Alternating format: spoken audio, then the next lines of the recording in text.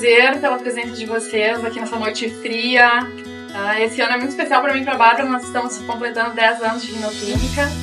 E eu acredito que o que nos uniu no início foram as nossas semelhanças. As duas otorrinos, trabalhar as funções de Deus, tinha o propósito de ter uma história clínica. Mas é claro que nós somos pessoas muito diferentes. Por exemplo, esse evento aqui. A grande idealizadora dele foi a Bárbara.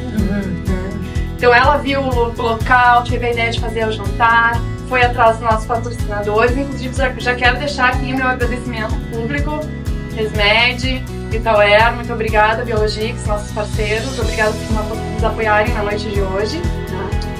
E a Bárbara, ela adora essa parte financeira, administrativa, mais empreendedora lá na clínica. Já eu fiquei de fazer a aula, então revisar os artigos, toda a aula que vocês vão ver aqui hoje, eu organizei.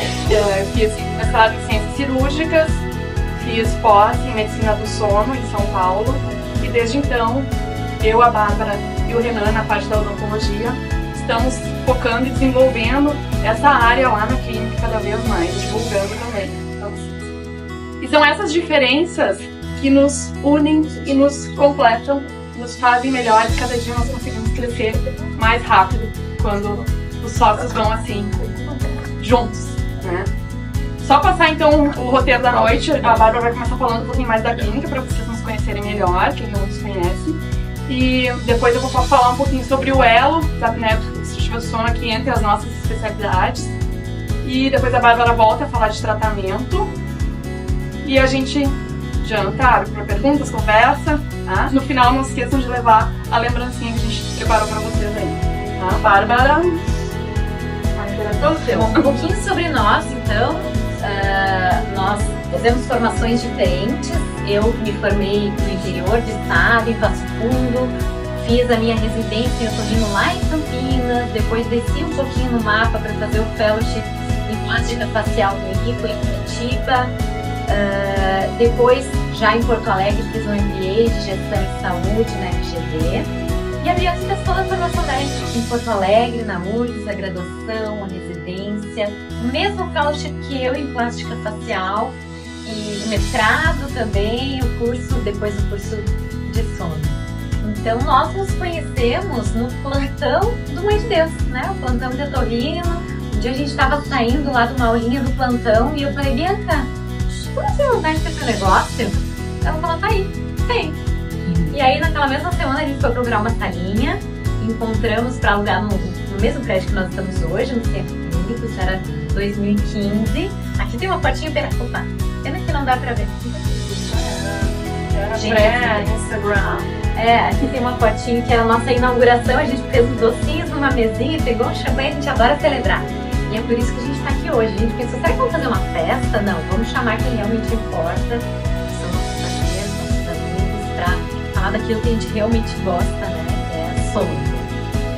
E aí 2 anos depois a gente sentiu a necessidade de ter uma sala maior, alugamos uma outra sala junto com o nosso colega no Cláudio Cardio, que está aqui hoje. E ali nós ficamos 5 anos, uma sala alugada. E já em 2018 nós começamos já a trabalhar com sono, começamos a oferecer os exames de polissonografia domiciliar, que inclusive é um dos nossos patrocinadores, a Biologix. E os testes de alergia também que a gente faz no consultório. E ano passado nós finalmente inauguramos a nossa nova sede, numa sala própria, para um lugar mais confortável para os nossos pacientes, para os nossos colaboradores.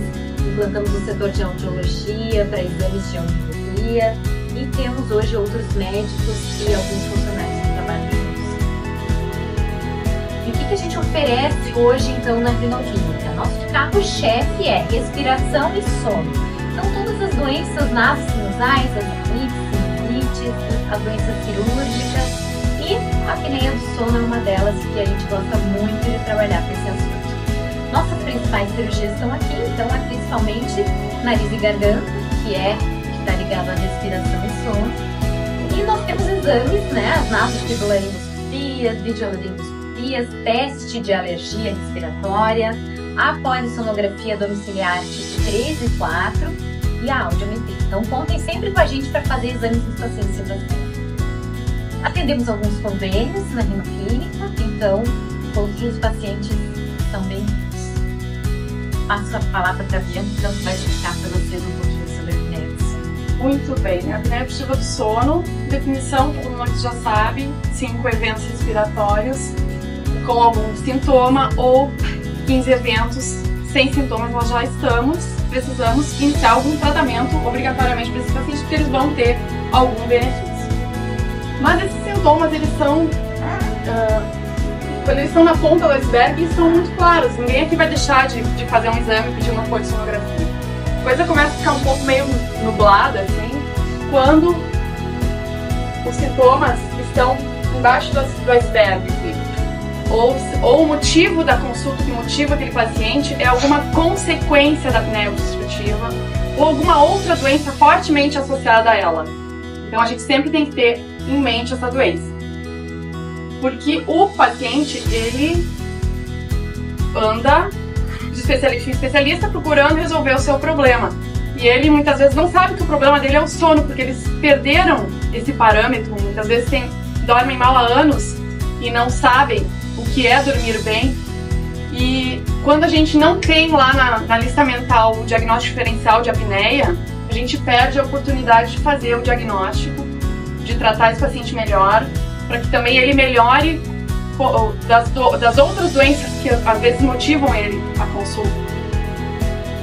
E a gente sempre tem que ter em mente esse diagnóstico, porque 30% da população brasileira tem apneia. Um estudo feito em São Paulo, é um estudo bem grande, 42% da população ronca. E eu me lembro na minha residência que quando o paciente vinha com a queixa de ronco e uma polissonografia leve, um IH leve ou moderado, os professores, olha, tá muito bem, é Dios muchacho, não precisa tratar.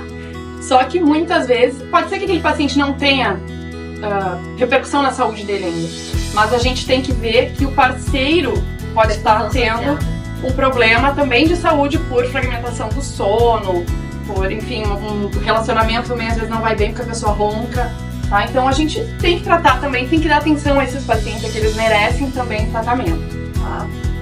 É uma população extremamente heterogênea, a gente tem crianças, adultos, jovens com alteração de via aérea que roncam, mas nós sabemos que temos fatores de risco muito bem estabelecidos e conhecidos há muito tempo.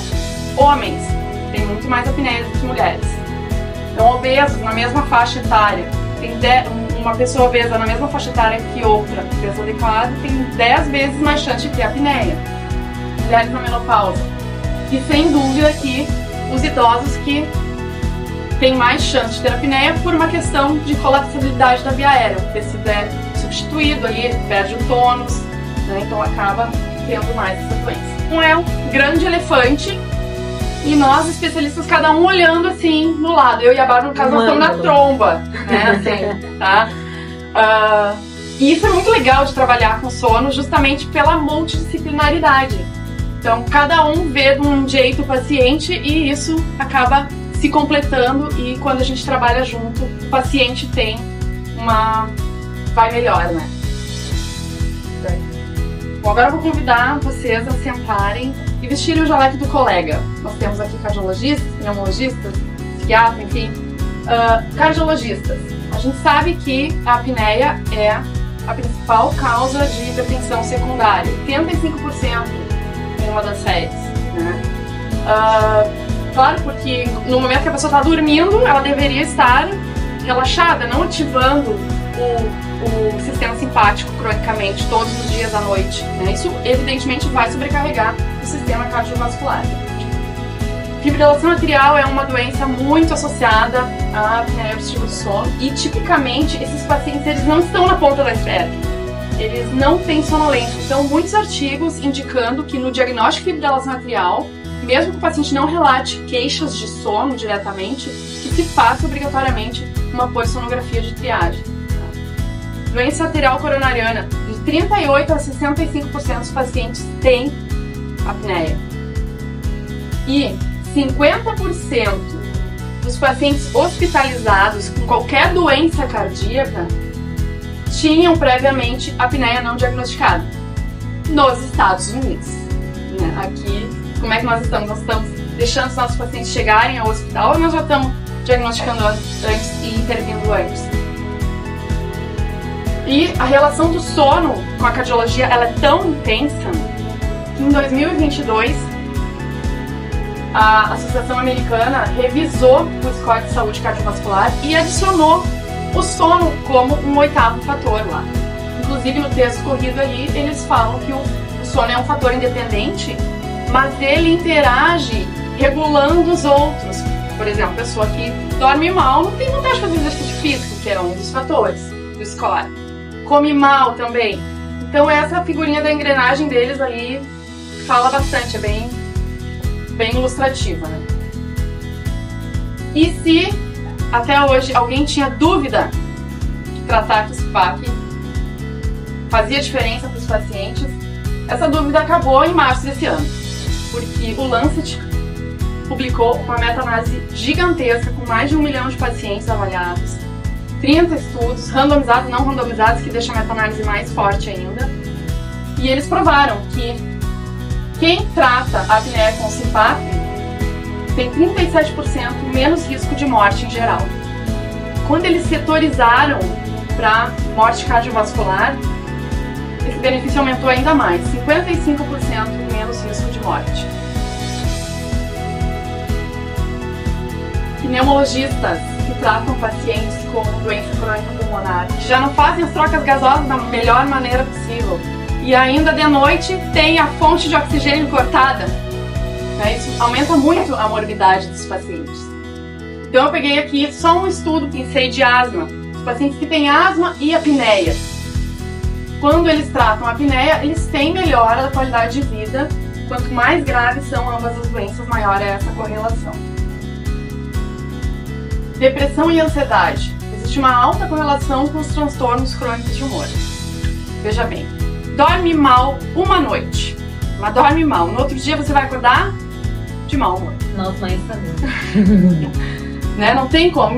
Dormir mal uma vida, tem muita chance da pessoa ter um distúrbio crônico do humor. E quem tem depressão e ansiedade também tem muita insônia.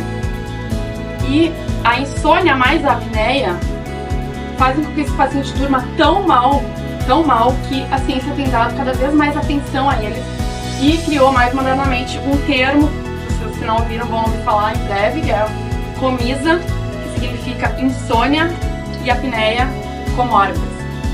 Então, o paciente que está na bolinha da apneia, ele tem 30 a 50% de chance de ter insônia.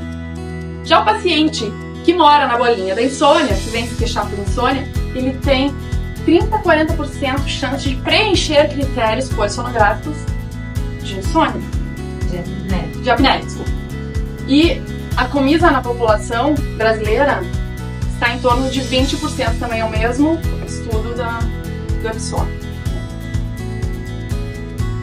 O sono como fator-chave na saúde cerebral. Então, os distúrbios do sono, eles aumentam os processos inflamatórios no cérebro. Quando a gente está dormindo, o nosso sistema linfático está ativo e está lá limpando o nosso lixinho do pensamento. Se a gente não dorme bem por qualquer causa, esse lixo não é depurado e existe um acúmulo de proteínas tóxicas. Proteínas essas já muito bem sabidas por estudos que têm, inclusive, relação com doenças neurodegenerativas maiores, como Alzheimer e Parkinson. E a privação do sono, ela leva a prejuízos semelhantes ao consumo de álcool. Então, redução do estado de alerta, prejuízo da consolidação da memória, dificuldade de tomada de decisões e, especialmente, em ambiente de alto estresse. O médico plantonista. Provavelmente ele não vai tomar a melhor decisão para o paciente às 13h30 da manhã do que às 9 da manhã. Pessoas que são motoristas profissionais de direção, então, quando tira a carteira, é importante que se faça teste de polissonografia, alguma triagem do sono e que haja um segmento, porque às vezes o cara faz a carteira para ser motorista e fica 5 anos, engorda, muda tudo, passa a ter apneia. Então, os motoristas, eles estão por aí causando acidente, porque a gente tem teste de bafômetro para ver se o cara bebeu. Mas e se ele dormiu bem? Como é que faz? Não tem. Existe uma alta correlação também da apneia com a obesidade. E a gente já sabe o número certinho. A pessoa ganhou 10% do peso, o índice de apneia vai aumentar 32%. Mas a vida lá não é justa com os gordinhos. Quando volta para trás, quando emagrece, só volta 26. Então o que eu fico alerta aqui? Que é sempre importante reestadiar e refazer o exame de polissonografia quando há grande variação de peso, tanto para mais quanto para menos. Porque às vezes eles falam assim, ó, doutora, eu emagreci, tô dormindo muito bem. 26% para menos, não 32%. Né? Então a gente tem que estar alerta. E o sono, claro, ele interage com a regulação hormonal. Existem hormônios que só são secretados na fase M3, na fase profunda do sono. O GH, então, o pessoal que treina, quer ficar forte, também tem que dormir, porque senão não cresce o músculo. Testosterona, super na moda, reposição, que eu recebo no consultório. Então o paciente está fazendo reposição, mas não me perguntaram nem do sono para dar chance dele, talvez ele secretasse a testosterona endógena de maneira normal, quem sabe. Leptina, que interage lá na obesidade também. Dorme mal, no outro dia tá morrendo de fome. Depois das 4 da tarde só quer comer doce, porque não secretou leptina o suficiente. Que nem a gente, quando era jovem, saía na balada, chega às 4 da manhã, tem vontade de comer o quê? Um prato de salada? Não, né? Batatinha, hambúrguer.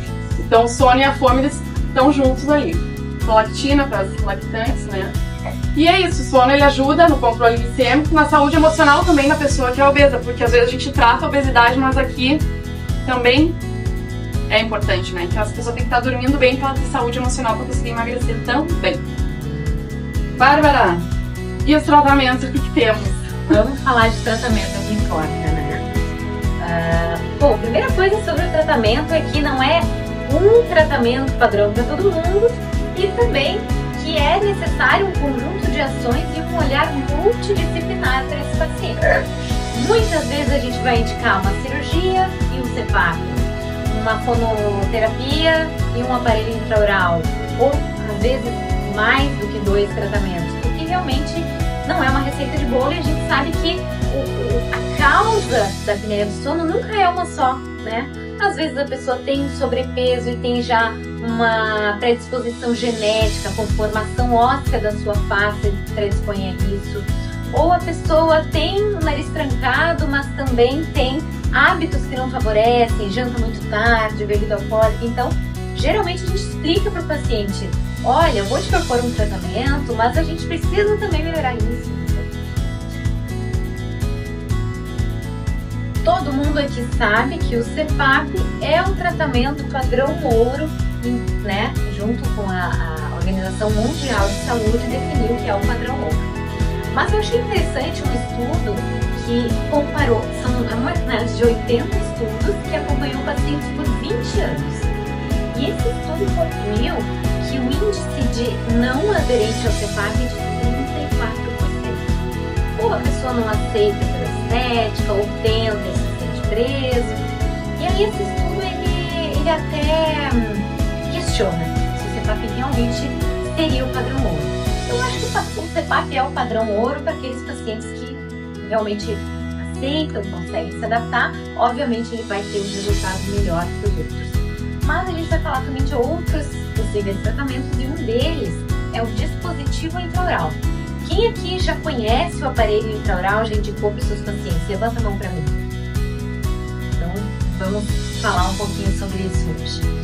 O aparelho intraoral, que nós temos aqui o Dr. Renan, dentista que faz o aparelho intraoral na clínica, ele nada mais é que um dispositivo que vai jogar a mandíbula do paciente mais para frente durante o sono. Ele não vai modificar a arcada dentária, mas durante o sono ele vai abrir um espaço lá atrás, entre o nariz e a garganta, para ter uma melhor passagem de ar. E ele é melhor recomendado para os pacientes com ronco primário, que é aquele paciente que não tem apneia, que apenas ronca, e nos casos de apneia leve, ele vai muito bem também. Há pacientes que têm apneia moderada e grave, que a gente pode indicar caso outro tratamento não seja aceito. Obviamente que vai ter um efeito menor do que desejado, mas é sempre melhor que nada. A adesão dele é maior, porque obviamente é menor, é mais fácil acesso, de 77% a 90% de adesão. E os benefícios dele Então, entre eles, melhora a qualidade de vida, pode reduzir o índice de apneias e despertar as dessaturações. Tem suas limitações, sim, porque afinal a gente está mexendo com a articulação, então alguns pacientes podem relatar uma dor na articulação, uma sensibilidade nos dentes, dificuldade de fechar a boca durante a noite, ressecamento ou até hipersalivação. Como qualquer método tem seus prós e seus contras. E aqui tem mais um estudo que comparou 3 itens entre CPAP e aparelho intraoral. Dentro do item índice de apneias, despertares e dessaturação, o CPAP segue sendo absoluto o melhor tratamento nesse sentido. Mas quando a gente compara a qualidade de vida, índice de sonolência e melhora da hipertensão arterial com o tratamento da apneia do sono, eles se assemelham. Então a eficácia do aparelho intraoral ela é inversamente proporcional à gravidade da doença. Quanto mais leve a doença, melhor, mais eficaz ele vai ser. Esse é um outro estudo que compara efetividade com eficácia. Eu confesso que eu tive que dar uma pesquisada para lembrar lá da faculdade a diferença entre efetividade e eficácia. Aqui a gente vê que o CPAP ele tem uma eficácia muito mais alta quando o uso é mais regular. E que o aparelho intraoral ele tem uma eficácia mais baixa, mas quando o uso é regular ele tem uma efetividade maior. Então o fato da adesão no aparelho intraoral ser um pouco maior pode compensar essa menor eficácia que ele tem com relação ao cerebral. Afinal, nós somos otorrinos, a gente sempre avalia a via aérea do paciente e a gente percebe que em pelo menos 30 a 40% dos casos, até nos pacientes com apneia grave, existem alterações anatômicas. Um desvio de septo, um aumento de cornetos, aumento de amígdalas, via aérea colapsável. Então, nesses pacientes, muitas vezes a gente indica um tratamento cirúrgico, apesar da intensidade da apneia. Obviamente que a gente não vai prometer para o paciente, não, o senhor tem uma apneia grave, eu vou lhe curar com uma cirurgia. Isso é raro. Geralmente a gente não reduz significativamente a apneia do sono com uma cirurgia unicamente exclusiva. Mas a gente aumenta a qualidade de vida, afinal o paciente começa a respirar melhor, a gente aumenta a facilidade de adaptação ao CPAP. Porque quando o paciente tem uma via aérea muito obstruída, seja por desvio de septo, adenoides, a famosa pele esponjosa, né, aumento de corneto, aumento de amígdalas, a pressão que a gente vai precisar regular esse CPAP é muito maior. Às vezes o paciente precisa de lá 15 milímetros de água para ficar sem apneias. E depois de uma cirurgia otorrinolaringológica, esses níveis podem baixar. Isso dá muito mais conforto para o paciente. Porque geralmente o pânico do paciente não é só pela máscara, é pela pressão, aquele ar entrando com força na via aérea dele. E quando a gente diminui essa pressão de ar, a gente consegue aumentar a permeabilidade da via aérea, a gente vai aumentar a adesão do nosso paciente ao CPAP.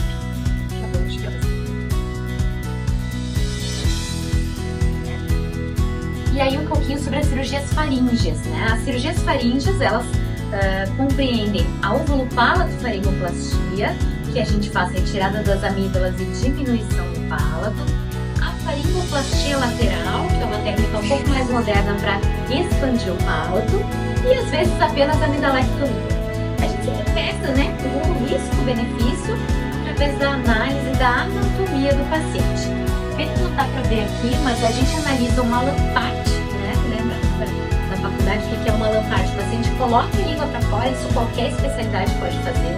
Coloca a língua para fora, se você estiver enxergando as amígdalas com muita nitidez, o palato, a úvula, quer dizer que esse paciente tem uma lampate 1, uma lampate mais baixo. Esse é o paciente que é melhor candidato a uma cirurgia faríngea, porque ele tem uma base de língua menor, um posicionamento melhor da sua mandíbula.